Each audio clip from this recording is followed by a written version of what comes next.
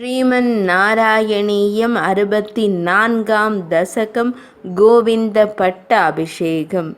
அரிதான செயலால் வியந்தனர் மலைத்தனர் பரம்பொருள் இவனெனப் பிறவிதனை ஆய்ந்தனர்.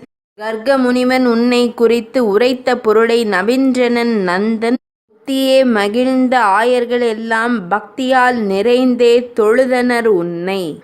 கர்வமழிந்த வானவர் கோனும் அரியனன் என்னை அறிந்து கொண்டான். இமையவர் பசுவொடு வந்தான் தொழுதான் கமலத் தாளினில் வீழ்ந்து பணிந்தான்.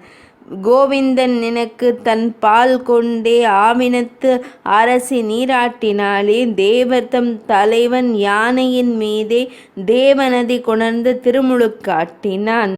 ஆகமதில் இருந்தே அகிலம் ஆள்வோனே கோகுலத்தில் அரசாய் முடிசூட்டுவித்தார். முக்தி தரும் தலமது வைகுந்தம் தானோ.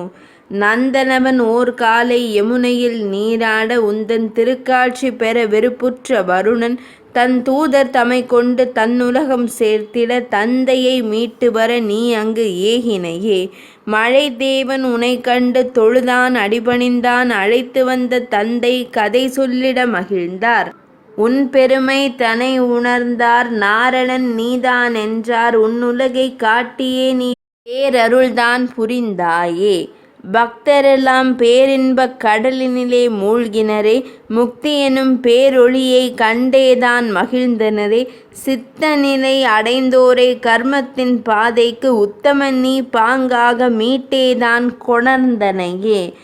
பல்பிறவி எடுத்தாய் நீ அறம் புரந்து மரம் குலைக்க. நல்விதமாய் உன்னுலகை யாருமிங்கே கண்டதில்லை. குளவியென வந்தாயே பேரருள்தான் தந்தாயே.